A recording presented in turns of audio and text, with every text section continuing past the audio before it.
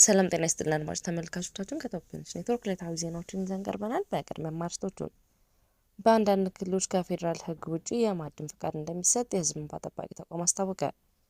የህወሓትን መንገድ መከተል የበለጠ ጥፋት ያስከትላል ሲሉ ኮሎኔል ደመቀ ዘውዱ ማስጠንቀቂያ ሰጡ። ያለ ሰራተኛው ፍቃድ የሚፈጸምን የደሞዝ ቅነሳና የክፍያ መዘግየት በአስተዳደር በደልነት ተፈረጀ። የአፍሪካ ልማት ባንክ የ1 ቢሊዮን የእንግሊዝ ፓውንድ የቦንድ ሽያጭን በስኬት ማጠናቀቁን አስታወቀ።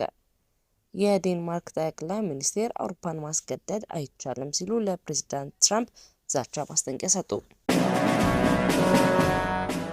በአማራና በትግራይ ክልሎች ከፌዴራል መንግስት የስልጣን ወሰን ውጪ የማዕድን ፍቃድ የመስጠት የማደስና የማገድ ተግባራትን እየተከናወኑ መሆኑን የሕዝብ እንባ ጠባቂ ተቋም አስታውቋል።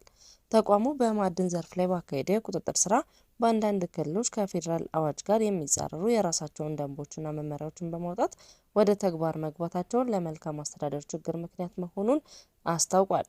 በተለይም በብረት ማዕድን ዘርፍ ላይ የታየው ይህንን ህገወጥ አሰራር ለመግታት በፌዴራል በኩል የተሰራውን ስራ በቂ አለመሆኑን የገለጸው ተቋሙ በክልሎችና በፌዴራል መንግስት መካከል ያለውን የስልጣን ሽሚያ ለዘርፉ አለመረጋጋት ለህዝብ ቅሬታ ምንጭ እንደሆነ ጠቁሟል።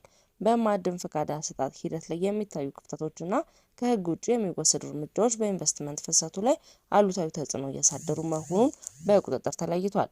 ተቋሙ በበጀት ዓመቱ 6 ወራት የፌዴራልና በተመረጡ ክልሎች በማዕድን ዘርፉ ላይ ባደረገው ምርመራ የህግ የበላይነትን የሚሸረሽር በርካታ አሰራሮችን አረጋግጧል።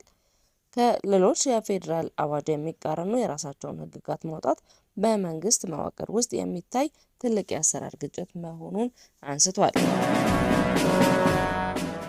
የህወሓትን መንገድ መከተል የበለጠ ጥፋት ያስከትላል ሲሉ ኮሎኔል ደመቀ ዘውዱ ማስጠንቀቂያ ሰጥተዋል። የጥምቀት በዓል በወልቃይት ዞን በተከዜ ወንዝ ዳርቻ ተከብሯል። በዚህ ክብረ በዓል ላይ ኮሎኔል ደመቀ ዘውዱ ተገኝተው ንግግር ያደረጉ ሲሆን ማሳሰቢያና ማስጠንቀቂያ ያዘለ መልእክቶችን አስተላልፈዋል። የወልቃይት ጠገዴ ህዝብ አማራዊ ማንነቱን በህግ አግባብ ለማጽናት እየሰራ ነው ሲሉ ዛሬም እንደ ትላንቱ አንድነታችንን አጠናክረን ልንቀጥል ይገባል ብለዋል። የወልቃይት ጠገዴ ህዝብ እውነትን ይዞ እየታገለ ያለ ህዝብ በመሆኑ ፍትህ ወዳድ ኢትዮጵያና የዓለም ህዝብ እውነታውን እየተረዱ ለነጻነትና ለአማራዊ ማንነትን ስንል የከፈልነውን የማይከድራ የጅምላ ጭፍጨፋን ያውቃሉ ብለዋል። በዚህም በቅርብ በኢትዮጵያ የአሜሪካ አምባሳደር ኤርቪን መሰጋ በቦታው በመገኘት ያደረጉትን ውይይት ማሳያ ነው ብለዋል። የአማራና የትግራይ ህዝብ በኢትዮጵያ ታሪክ ክፉን ደጉ አብሮ ያሳለፈ ወንድማማች ህዝብ ነው ብለው በአብሮነት ለመኖር ከኛ ከወንድሞቻቸው ጋር በመወያየት እንጂ የህወሓትን መንገድ መከተል የበለጠ ጥፋት ያስከትላል ሲሉ ገልጸዋል። ያለ ሰራተኛው ፍቃድ የሚፈጸም የደመወዝ ቅነሳ፣ የክፍያ መዘግየት በአስተዳደር በደልነት ተፈረጀ። በተለያዩ የሀገሪቱ ክልሎች የሚገኙ የመንግስት ሰራተኞች ወርሃዊ ደሞዝ በወቅቱ እንደማይከፈላቸውና ለተለያዩ የልማት ስራዎች በሚል ያለ ሰራተኛው ፍቃድ የደሞዝ ቅነሳ እየተፈጸመባቸው መሆኑን የሕዝብ እንባ ጠባቂ ተቋም አስታውቋል። ተቋሙ በሲቪል ሰርቪስ መስሪያ ቤት ላይ ባካሄደው ቁጥጥር ስራ በሰራተኞች ላይ ከህግ ውጭ የሚፈጸም የደሞዝ መቁረጥ፣ የቅጥር፣ የደረጃ እድገትና ዝውውር በደሎችን በስፋት እንደሚስተዋሉ መግለጫ አሳውቋል። በቁጥጥር ግኝቱ መሰረት በአንዳንድ ክልሎች ዞኖችና ወረዳዎች ውስጥ የሰራተኞችን ወርሃዊ ደሞዝ በወቅቱ የማይከፈል ከመሆኑም በላይ በመቶኛ የሚከፈል ሁኔታ እንዳለም ገልጸዋል። በተጨማሪም ለልማት ማህበር፣ ለኤችአይቪ መከላከል በሚሉ ምክንያቶች ያለ ሰራተኛውን ፍቃድ ከግዳጅ ከደሞዝ ጋር ክፍያ እንደሚቀነስ ተቋሙ አረጋግጧል። እነዚህ ድርጊቶች የመንግስት ሰራተኛው መብት የሚጥሱና በኑሯቸው ላይ ጫና የሚፈጥሩ የአስተዳደር በደሎች መሆናቸውን አመላክቷል። የአሜሪካ ልማት ባንክ በእንግሊዝ የገንዘብ ገበያ እስካሁን ካከናወናቸው ግብይቶች ሁሉ ትልቁ የሆነውን የ1 ቢሊዮን የእንግሊዝ ፓውንድ የቦንድ ሽያጭ በስኬት ማጠናቀቁን አስታውቋል። ባንኩ ይፋ ባደረገው መረጃ መሰረት እንደ አውሮፓውያን አቆጣጠር በጃንዋሪ 2029 የሚከፈልና 3.75 ዓመታዊ ወለድ የሚያስገኝ አዲስ የ3 ዓመት ዓለም አቀፍ መነሻ ሰነድ ለገበያ አቅርቧል።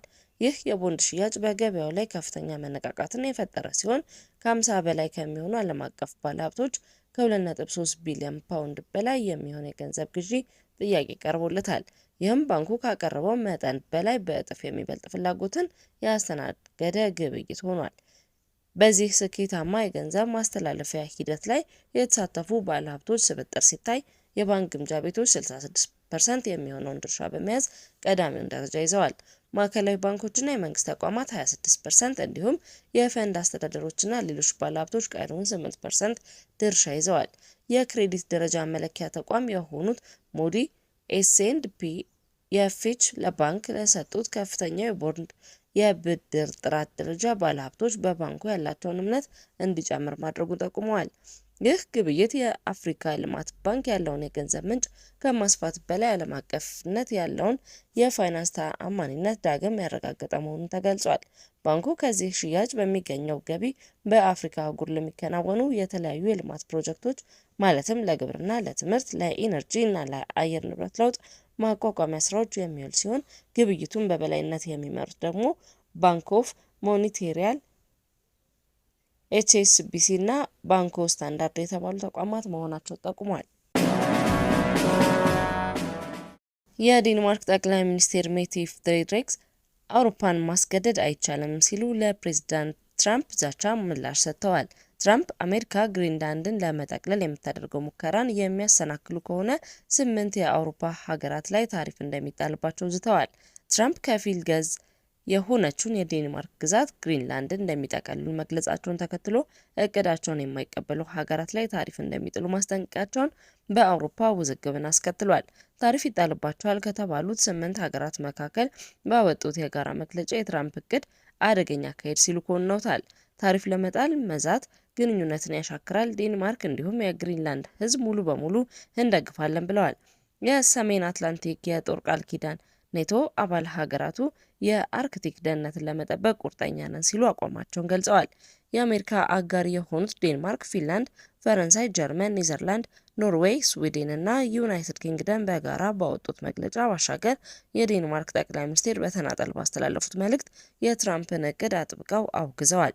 በፌስቡክ ገጻቸው ባሰፈሩት ጽሑፍ ግጭት የፈለግነው እኛ አይደለንም፣ እኛ ትብብር ነው የምንሻው፣ የተቀረው አውሮፓ ስለደገፈን ደስተኛ ነን፣ አውሮፓን ማስገደድ አይቻልም ብለዋል።